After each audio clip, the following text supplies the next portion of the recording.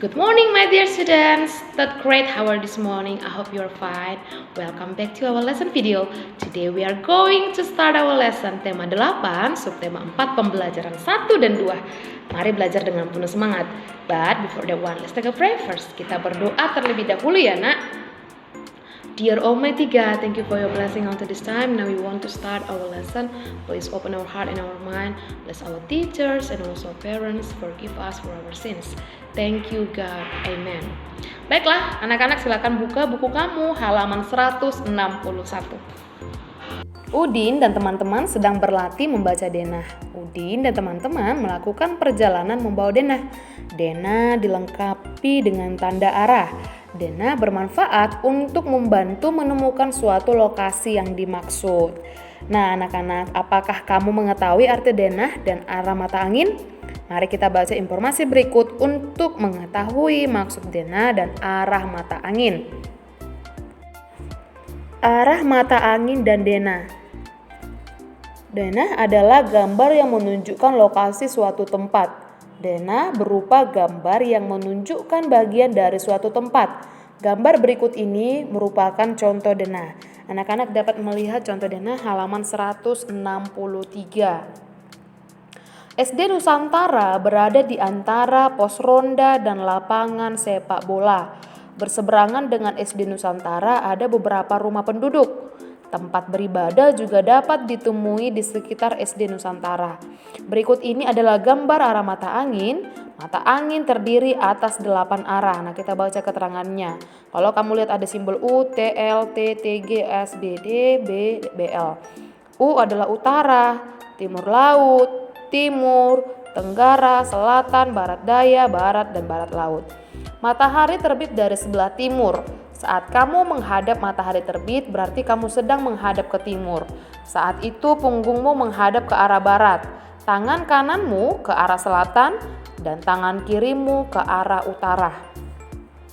Nah, kita perhatikan kembali gambar denah yang dibawa Udin dan teman-teman. Kita perhatikan gambar denah di kelas Udin.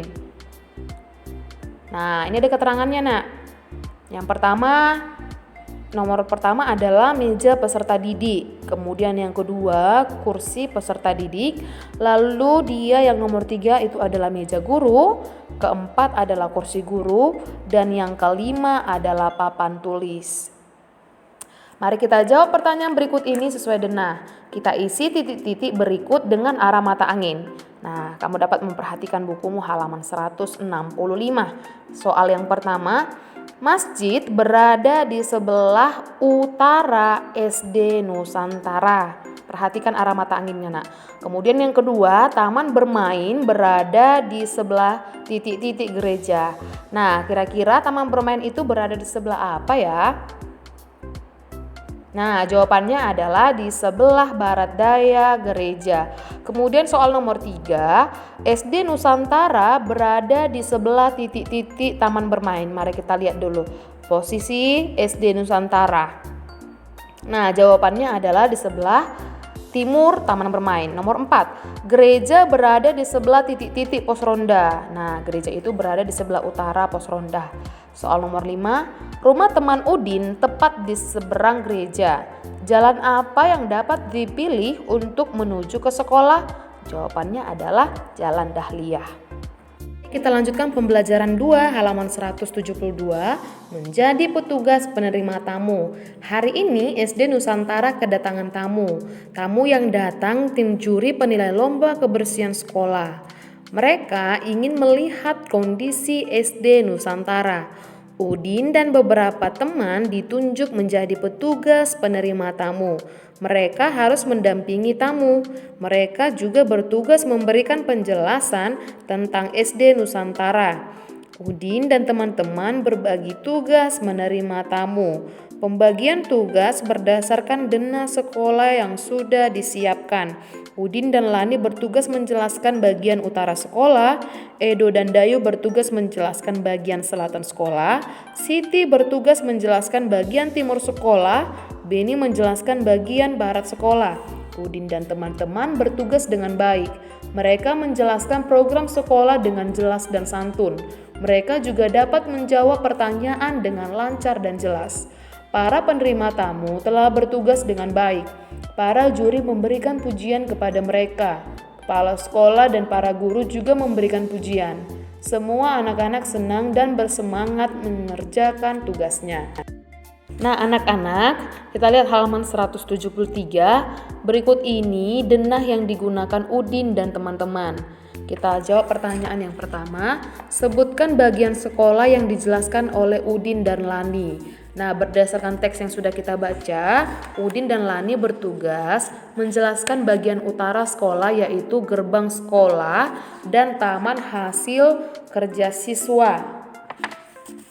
Selanjutnya soal nomor 2, sebutkan bagian sekolah yang dijelaskan oleh Edo dan Dayu. Edo dan Dayu bertugas menjelaskan bagian selatan sekolah, yaitu lapangan basket, kantin, dan pengelolaan sampah.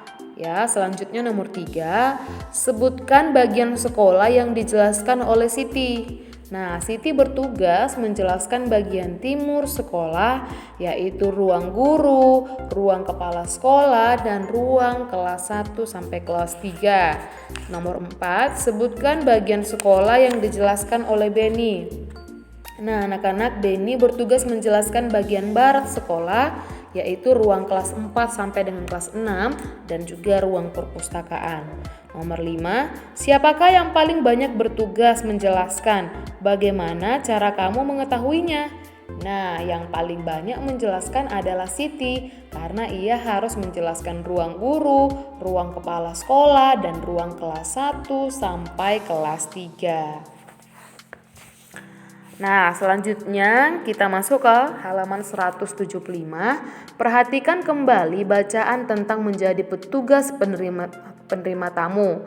Bacaan tersebut memiliki 4 paragraf. Paragraf adalah susunan beberapa kalimat yang mengandung satu pikiran pokok. Penulisan paragraf dimulai dengan garis baru. Pikiran pokok adalah ide utama dari sebuah paragraf. Ini contohnya ya, Nak. Edo anak yang rajin. Semua tugas sekolah selalu dikerjakan tepat waktu. Edo juga selalu membantu orang tua. Edo selalu mengerjakan pekerjaan dengan baik. Pikiran pokok dari paragraf di atas adalah Edo anak yang rajin. Cobalah menemukan pikiran pokok dari bacaan menjadi petugas penerima tamu. Tuliskan pada tabel berikut ini. Pikiran pokok pada paragraf pertama adalah, nah kita cari dari teks halaman 172. Jawabannya SD Nusantara kedatangan tamu. Pikiran pokok pada paragraf kedua yaitu Udin dan teman-teman berbagi tugas. Pikiran pokok pada paragraf ketiga adalah Udin dan teman-teman bertugas dengan baik. Pikiran pokok pada paragraf keempat, para juri memberikan pujian. Cobalah menuliskan gabungan pikiran pokok dari semua paragraf secara berurut. Nah, kita gabungkan ya, Nak. SD Nusantara kedatangan tamu, Udin dan teman-teman berbagi tugas. Udin dan teman-teman bertugas dengan baik. Para juri memberikan pujian. Itu dia cara menemukan pikiran pokok pada paragraf. Apa yang kamu temukan dari tulisan tersebut? Kamu akan menemukan rangkaian kalimat yang saling berhubungan. Kalimat tersebut akan membentuk sebuah cerita yang lengkap. Untuk menulis sebuah cerita, mulailah dengan menuliskan pikiran pokok, lalu kembangkan cerita dari setiap pikiran pokok yang telah ditemukan. Sikap anak-anak SD Nusantara sesuai dengan nilai-nilai Pancasila. Mereka mengamalkan nilai Pancasila dalam kehidupan sehari-hari. Mereka bekerja sama saat menerima tamu. Nah, kerjasama yang baik akan membuahkan hasil yang baik. Para tamu merasa senang berkunjung ke SD Nusantara. Udin juga mampu membagi tugas dengan baik. Semua anak terlibat dalam melaksanakan program kebersihan sekolah. Semua anak ikut berdiskusi untuk menentukan program kebersihan sekolah. Semua anak mendapat kesempatan memberikan pendapat. Nah, kita lihat halaman 178. Pernyataan ini menunjukkan sikap pengamalan Pancasila. Tuliskan sila yang sesuai dengan pernyataan. Tuliskan bunyi dan lambang dari sila Pancasila yang sesuai. Nah, ini ada tabelnya ya, Nak. Kita lihat pernyataannya, lalu kita tentukan sila bunyi keberapa dan juga simbolnya. Berdiskusi menentukan program. Bunyinya itu masuk ke sila keempat, yaitu kerakyatan yang dipimpin oleh hikmat kebijaksanaan dalam permusyawaratan perwakilan. Simbolnya adalah kepala banteng. Kemudian yang kedua, bekerja sama mengerjakan tugas. Ini masuk ke Pancasila sila ketiga ya, yaitu Persatuan Indonesia, simbolnya pohon beringin. Selanjutnya nomor 3, memberi kesempatan semua berpendapat. Ini masuk ke sila kelima, yaitu keadilan sosial bagi seluruh rakyat Indonesia. Nah, simbol sila kelima yaitu padi dan kapas. Ini dapat kamu tuliskan di buku catatan kamu. 4. Mengerjakan semua tugas dengan tanggung jawab. Nah, kira-kira ini masuk ke sila berapa, Nak? Ini masuk ke sila pertama, yaitu ketuhanan yang Maha Esa. Simbolnya adalah bintang. Kemudian yang kelima, membagi tugas dengan rata dan sesuai dengan keahlian. Ini masuk ke Pancasila sila kedua, yaitu kemanusiaan yang adil dan beradab. Simbolnya adalah rantai. Ditulis di buku catatan ya, Nak. Manakah dari contoh sikap tersebut yang pernah kamu lakukan? Ini adalah contoh ceritanya ya. Minggu lalu aku dan teman-teman mendapat tugas membuat alat peraga pecahan. Ibu guru membagi kami menjadi beberapa kelompok. Kelompokku bekerja sama mengerjakan tugas hingga selesai dan dapat nilai yang baik. Anak-anak, bekerja sama termasuk pengamalan sila ketiga Pancasila. Sila ketiga Pancasila berbunyi Persatuan Indonesia. Simbol sila ketiga berupa pohon beringin. Bangsa Indonesia sangat besar dan beragam. Sila ketiga berpesan agar kita dapat menjaga persatuan dan kesatuan bangsa. Seluruh warga negara juga berkewajiban menjaga nama baik Indonesia. Kerjasama dengan teman bagian dari pengamalan sila ketiga. Bekerja sama membuat tugas menjadi lebih ringan dan mudah.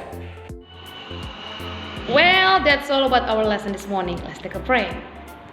Dear Almighty God, thank you for your blessing until this time. Now we have finished our lesson and we want to continue our activities. Please bless all of us. Thank you, God. Amen. Goodbye, my dear student. Stay safe and keep learning. Bye-bye.